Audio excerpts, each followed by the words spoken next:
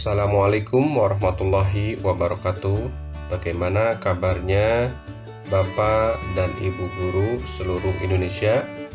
Pada kesempatan kali ini saya akan melaksanakan pengimbasan pada bimbingan teknis pendidikan inklusif seri Guru Belajar dan Berbagi.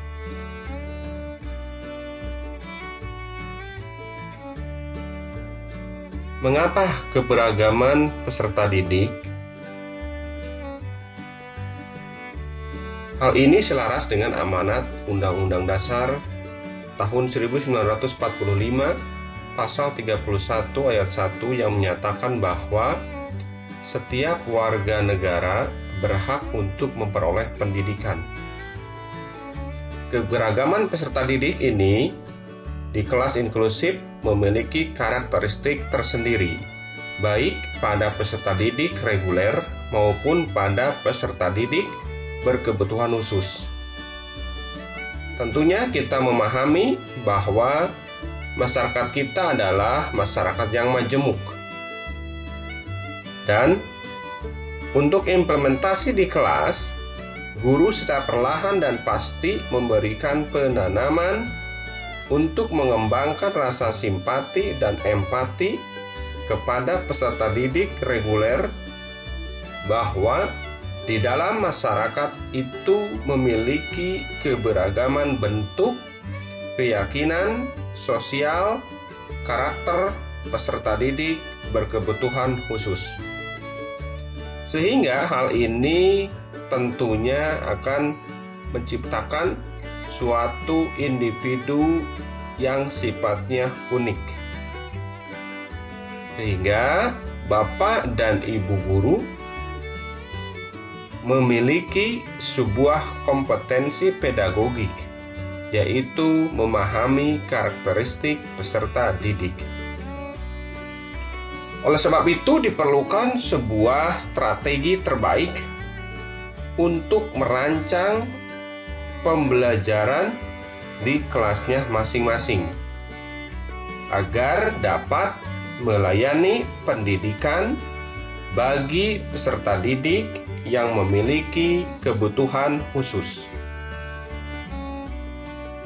Kata kebutuhan khusus ini menjadi dasar dalam melihat apa yang menjadi masalah dan kebutuhan peserta didik, dan bukan pada label yang menyertainya. Mengapa kita perlu memperhatikan kebutuhan pembelajaran peserta didik berkebutuhan khusus? Pada Permendiknas Nomor 70 Tahun 2009 mengenai pendidikan inklusif dinyatakan bahwa pembelajaran pendidikan inklusif mempertimbangkan prinsip-prinsip pembelajaran yang disesuaikan dengan karakteristik belajar peserta didik.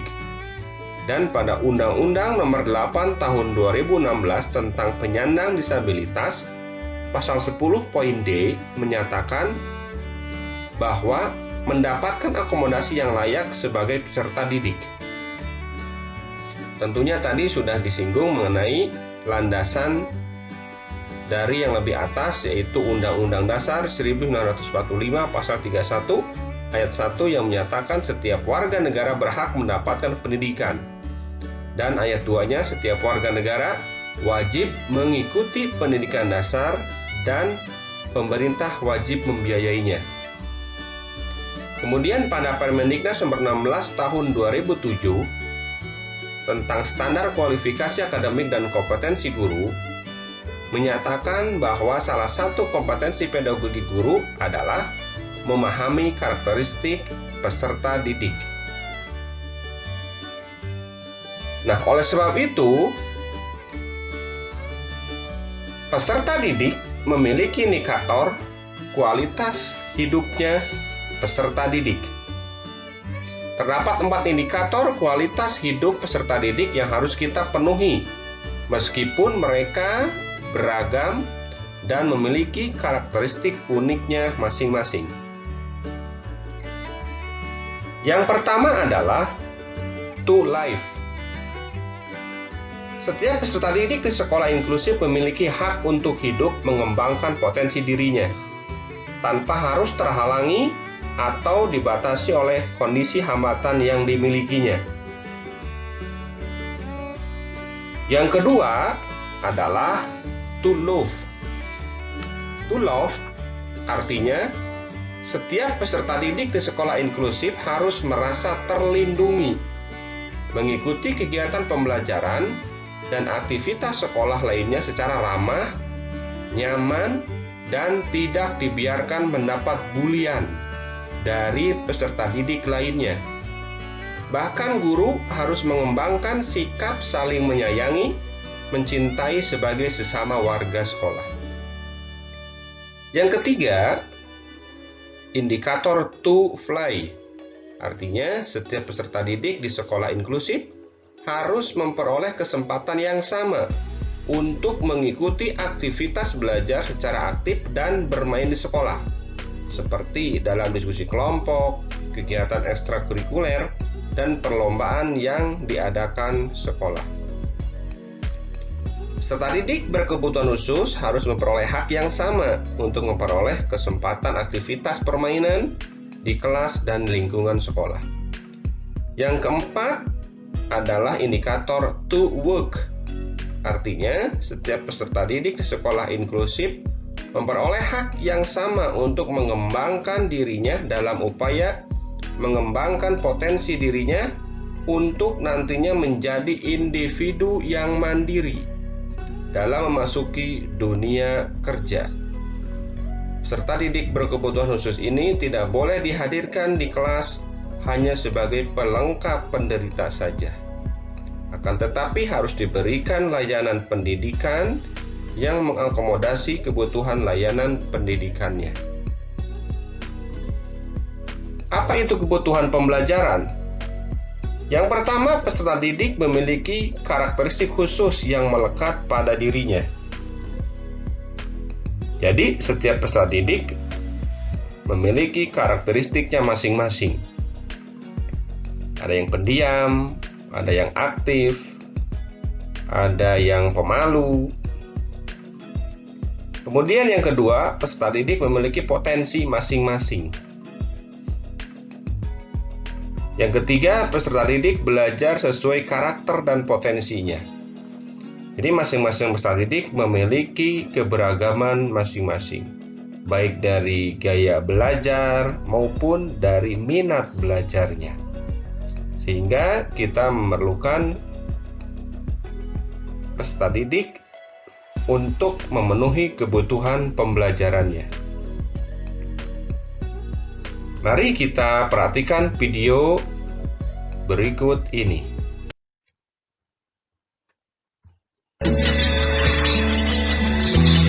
Oh ya, kenalin, nama aku Fahri.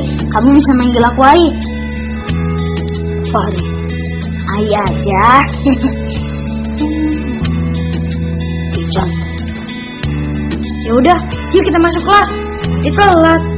Cepetan, ambil tasnya. Ayo.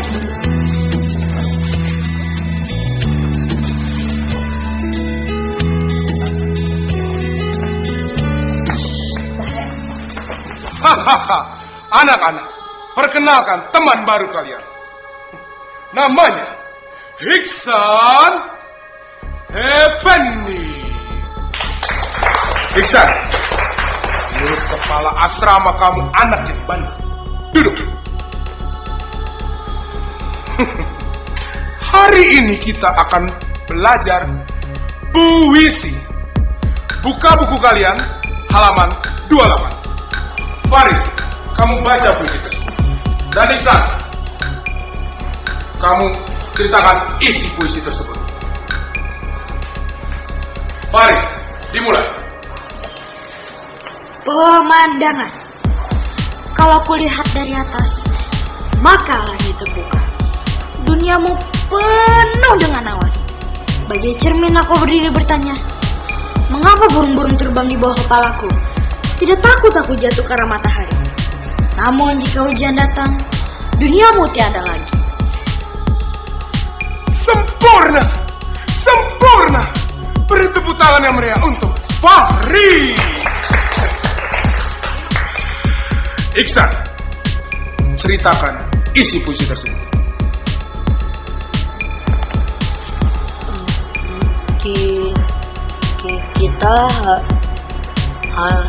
Kita hanya dapat melihat apa yang nyata,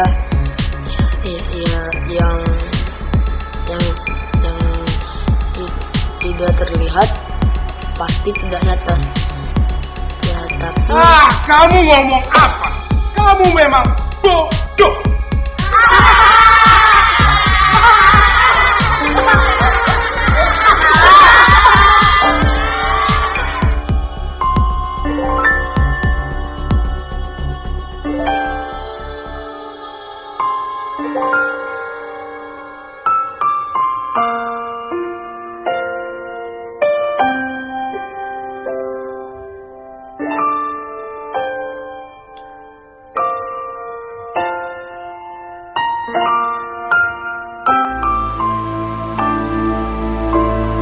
Kamu 3 kali 4 berapa? 12, 7 kali 2? 14, Kamu 5 kali 5 berapa? 5, Pari 5 kali 2 berapa? 10 Pak. Anak baru, kamu punya 10 buah apel. Kamu berikan 2 buah ke teman kamu. Sisa apel kamu berapa? Iksan, ayo jawab. Kenapa kamu diam aja? Anak-anak, apa benar jawaban Iksan? Kamu berdiri. Sekarang kamu hitung ada berapa jumlah jari kamu?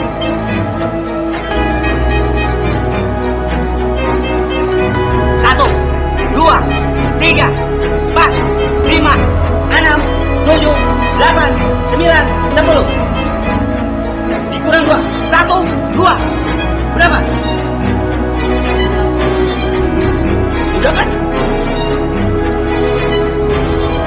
Buka halaman 19 dan baca bagian A. Jangan melamun di kelas ini, Iksan. Perhatikan bukumu sekarang. aku kan nggak bodoh, aku nggak malas, aku udah berusaha.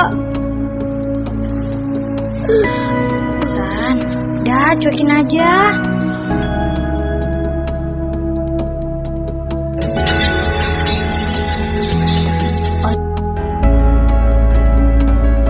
Dari video tersebut, apakah pembelajar di kelas tersebut sudah memperhatikan keberagaman peserta didik?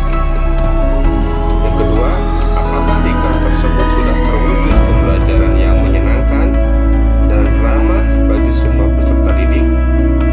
Dan pertanyaan yang ketiga, apakah yang harus dilakukan oleh bapak atau ibu guru yang melayani pembelajaran pada pemeran Ihsan seperti pada video tersebut? Silahkan ditulis jawabannya di kolom komentar. Dan untuk video ini saya cukupkan sekian.